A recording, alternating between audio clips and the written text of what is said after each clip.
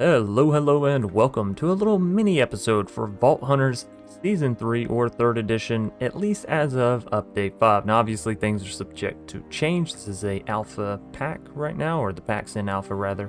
So what I have is what should be the easiest form of infinite power that you can get. And that is going to be using the Powah mod, which generally it costs 4 to get into, and obviously I've been doing a lot of testing in this world, so the mods are a little bit changed here.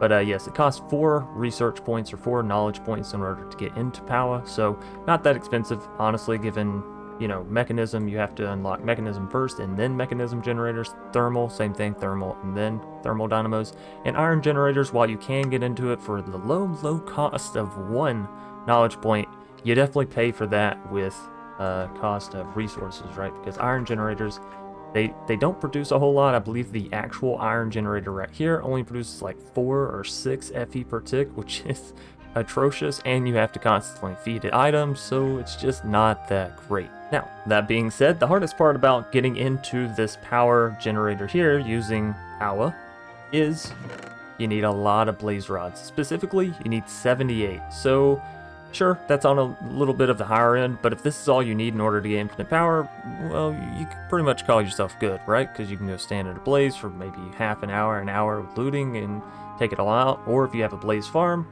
well, there you go, you're set. Now, this first generator, obviously, it's running at 80%. Max it can output is 20 FE per tick, which is, you know, depending on what the iron generator is, which I think it's 4, it's literally 5 times as good as the base generator here. So, that being said, this generator is powered not with items. You don't have to put coal into it or wood or anything else constantly. All this generator really requires is something of a heating source. So we have magma block, which is 800, so this isn't even max temp that we can get for this block here. We can actually get all the way up to a block of blazing crystal, which is unlocked in Powah, so this is sort of an internal upgrade, if we'll call it that. Getting lava, obviously really easy. All you'd want to do is surround this bottom block like so, and put lava in there. We went with magma because it's real simple to show and be very visual, right? So anyways, you'll need lava or, you know, magma block, something underneath it, but once that block is there, it never has to be replaced. That is simply a heat source generator for the generator itself. That being said, it is going to require some water to work. But as you'll notice, this water goes down by 1 every... looks like every couple ticks, maybe 5-10 ticks, and it can hold 4 buckets worth. So it's going down by 1/1000th of a bucket every couple ticks. Obviously, with that being said, you can just walk by this constantly in your world, have a little infinite water source set up somewhere nearby, and just pull, dump, and carry on. Your world will continue to have power. Don't worry about what this is quite yet, we'll get into that. So yeah, that's literally all you need in order to get power constantly pumping through this generator. Now, all that being said, let's take a look at the actual materials required to craft this, because it's not a whole lot. You'll need 3 vault essence, 1 chromatic steel, 6 refined carbon, 25 larimar, 27 chromatic, 12 magic, and of course, as I said, 78 blaze rods. Now, all these combined together will give you 1 basic capacitor tiny and 3 dielectric paste left over, but we can go ahead and craft this up real quick here as an example. So if we go to our thermal generator, we'll see that we need these thermal plates, some dielectric paste, 2 basic tiny capacitors, 1 dielectric casing. I like to start with the thermal plates because they're kind of the most difficult in my opinion. So for these thermal plates, we're going to need 4 blaze lanterns each, 4 chromatic iron, and 1 basic tiny capacitor.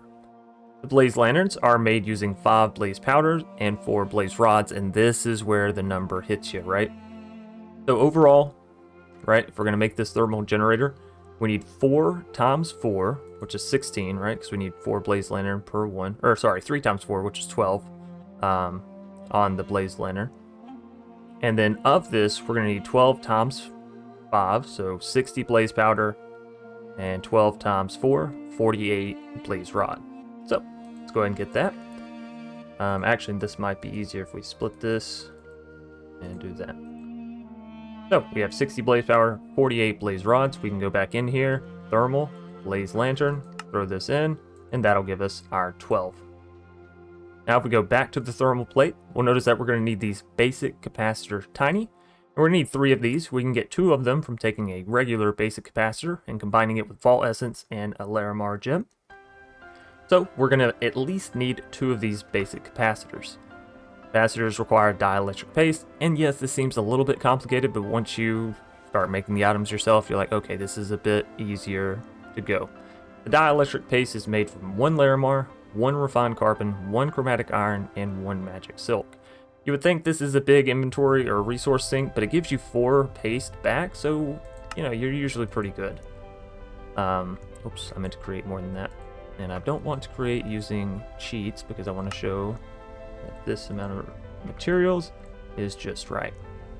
So let's go ahead and make ourselves a basic capacitor here, and with that actually we're gonna need 2. With this basic capacitor, we're going to need to make it into the teeny tiny basic capacitors. We'll throw this up here. That'll give us 2. We'll need to do this again, and that gives us 4. Now we can come back to our thermal plates, throw everything in, and 1, 2, 3, easy as pie. Thermal generator, we're going to need our basic tiny capacitor because we're back down to 1. Go back here, make 1 more large capacitor. So I think that's what, 3 large capacitors total? And then there's your tiny that you'll need for the rest of the project. Don't worry about the dielectric paste at the top. That's the last item because you want to make sure that you have enough for all the rest. So you're going to need 2 horizontal rods and 2 vertical rods. They're made the exact same way, just change how the recipe is flipped basically. So we have 2 here.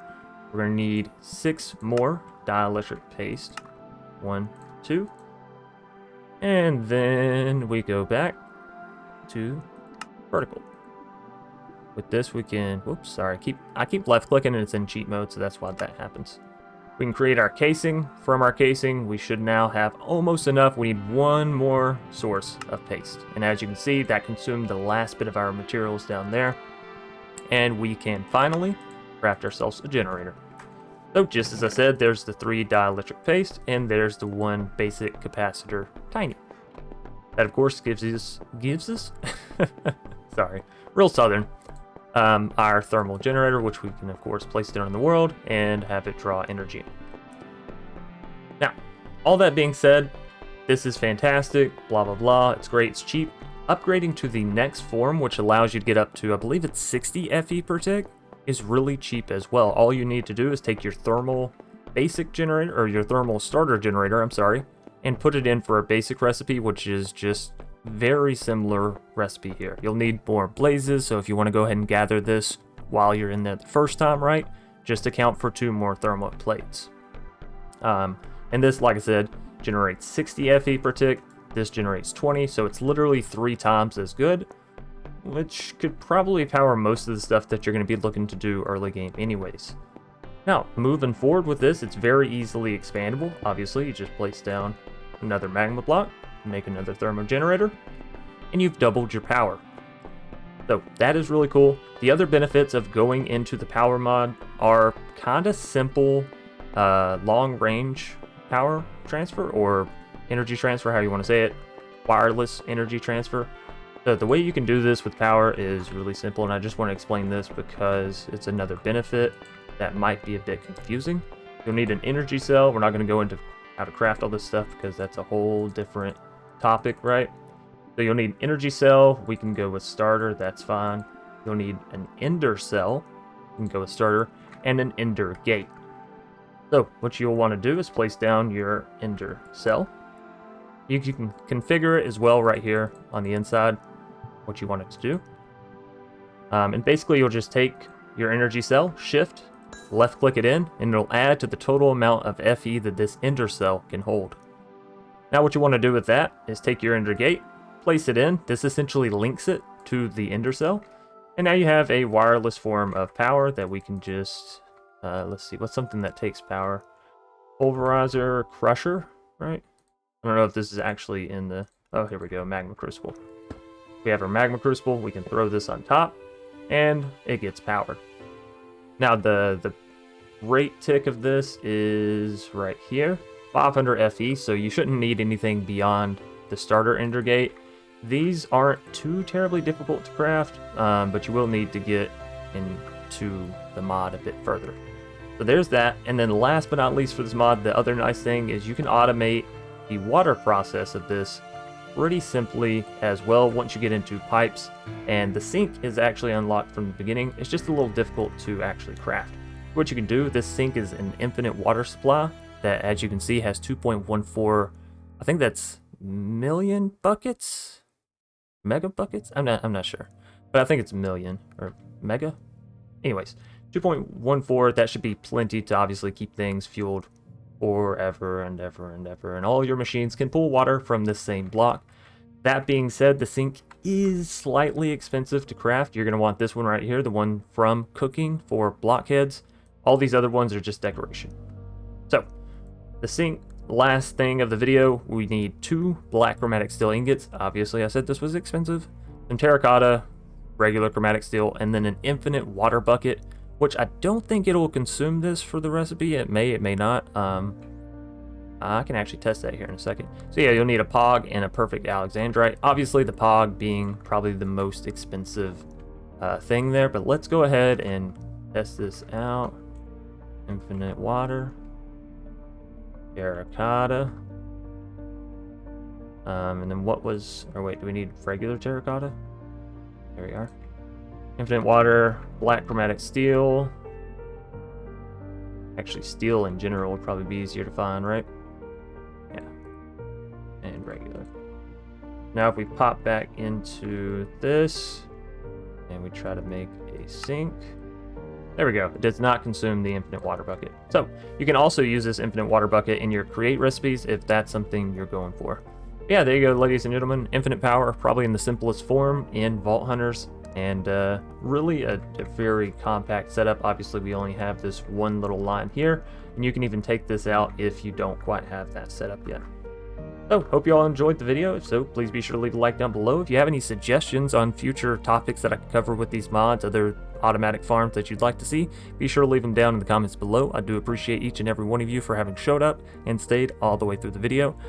Subscribe if you're new here to the channel. We do have a Sky Vault series running. It's been fantastic fun for me so far. Of course, as per the usual, share this out with friends, family of the friends, and friends of the family, as that is very important. And until next time, stay safe, stay awesome, stay crafting, you beautiful, beautiful people. And of course, peace out.